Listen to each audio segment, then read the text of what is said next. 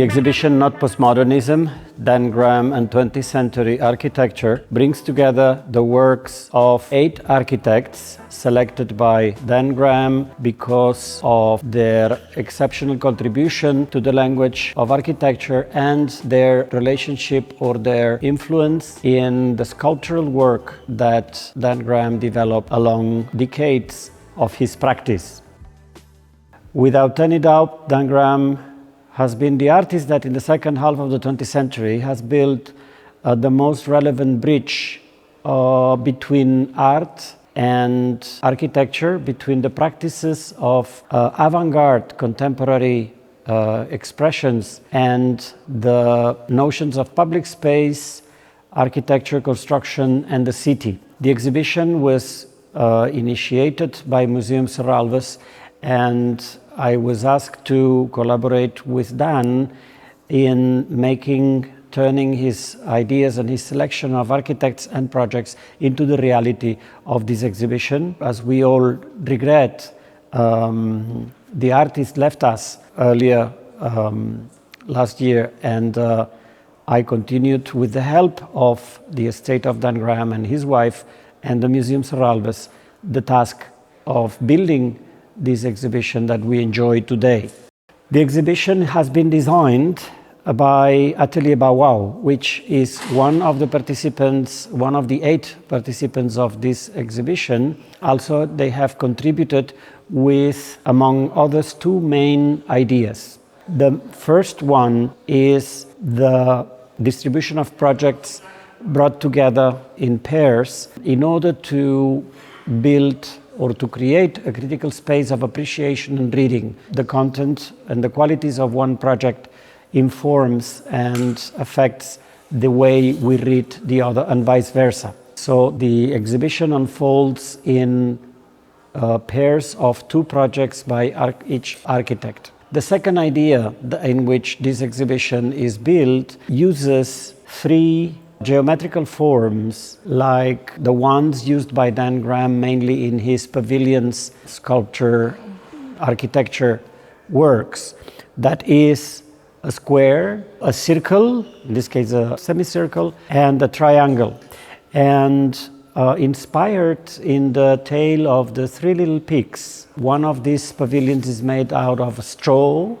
the other one is made out of cork, and the third one is made out of bricks. In fact, they are materials that after the exhibition will be recycled and used within the circular economy that demands attention to the fight against the climate emergency. No waste in this exhibition is made with the materials of the installation. So these are at least 2 of the main contributions that inform also the structure of this exhibition. And there is a third element that I'd like to highlight here, which is that on the one hand, a group of projects, namely by An Ting, Kazuo Shinohara, Jan Duiker, Sverre Fehn, are grouped around thematics that have to do with geometry and geometrical forms. The architectural and formal language of Dan Graham could be translated into the use of basic geometrical forms that interact among themselves. And An Ting is probably the architect who focused through all her life into the study and the use of the playful relationships between geometrical forms. Jan Duiker is the architect who, on the one hand, designed and constructed one of the major monuments of modern architecture, the Zonnestraal Sanatorium, but also created a beautiful, much smaller building in the center of Amsterdam known as the Cineac Movie Theater, a building that Dan Graham described one of his major essays on architecture called Theater Cinema Power. The work of Sverre Fehn is represented by 2 museums, the Glacier Museum built in the north of Norway, and the entry for a competition of the Rock Carving Museum, never built in this case, which exemplify models of public cultural institutions as developed in the north of Europe. Also the work of Kazuo Shinohara is represented by three of his very emblematic private houses, as well as one very enigmatic building that was designed at the phase of maturity in his life, and that is the Centennial Hall at the Tokyo Technical University in Tokyo, a very beautiful as well as enigmatic building in its structure and its appearance. The work of Atelier Bow Wow also is represented in this section. Pony Garden is a project that expresses the fascination, in my opinion, towards two main elements in this overall section. One is the geometry. The house is built on a truncated triangle form. On the second hand, it is also a domestic space that reminds us in some way of the strengths of Japanese traditional construction systems in the modern times and the contemporary Japanese culture. Dan Graham was fervent admirer of Japanese culture, Japanese architecture, to be more precise. The work of three Japanese architects are represented in the exhibition, and that is the already mentioned Kazuo Shinohara, Atelier Bow Wow, also mentioned here, and a great woman architect that we will find in the latest section named Itsuko Hasegawa. We are in a section of the exhibition that shows the work of Johannes Dijker, the Dutch architect from the beginning of the 20th century, and the work of Kazuo Shinohara, the Japanese master of the second half of the 20th century Japanese architecture. In my bag are the drawings, some of the drawings for the Zonnestraal Sanatorium built in the mid-20s in Holland, and this set of original drawings represent as well the materials and the language with which architects express themselves in the beginning of the 20th century, and that is handmade, highly detailed drawings on papers of different qualities and using calcs to produce copies of those plans. Those are materials that have disappeared from the language of architecture because the digital world and Xerox machines of different sizes have made them not to be needed anymore. But without any kind of nostalgia, the use of pencil and later of ink in order to produce architecture drawings has been a constant interrupted through the 20th century. This exhibition in its overall components precisely offers an opportunity to see and to enjoy those different types of materials, drawing procedures, reproduction procedures, from the very unique handmade pencil or ink drawing to the highly reproducible digital prints or digital copies. Each architect used a different visual and conceptual vocabulary, and from the very extended set of materials, drawings, and perspectives, facades, construction details, and so on that we get from the work of Jan Dijker, who built with concrete at the time where concrete was not yet mastered in its full behavior and construction. We can also see how much an architect like Kazuo Shinohara, who was mainly a mathematician, would reduce all kind of expression in his drawing and only allowed very few drawings and very few photographs to be reproduced and to be disseminated of his work. Kazuo Shinohara's drawings look like made by machines, yet they were made by hand, but they lack of any kind of expressive gesture. The photographs are also very reduced in number and very often just in black and white. This is the last section that plays with geometry and geometrical relations, and we are about to enter the second section of the exhibition, which has a completely different component or a completely different leitmotif. So we're going to step into the next couple of sections.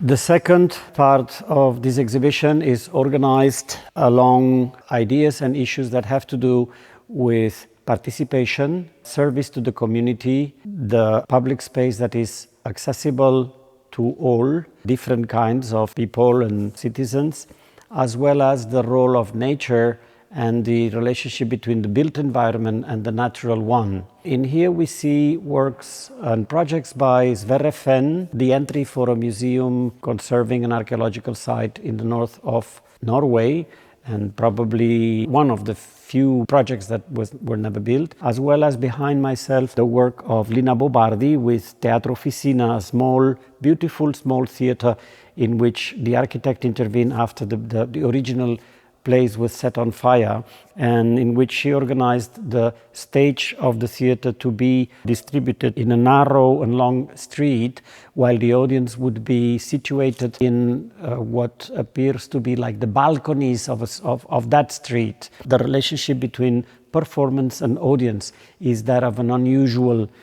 nature and an unusual apparatus. In this context also we see the project for the Monomoura village of Atelier Bawao, the contribution to redesign and refurbish a fisherman's village in Japan after the earthquake of 2017, in which natural materials like wood and traditional construction systems in Japan were used in order to produce new spaces, new communal spaces for a community that participated and was integrated into the design of the new public infrastructures. We also see a very beautiful contribution of Lina Bobardi for Sesc Pompeia, one of her emblematic projects that in fact is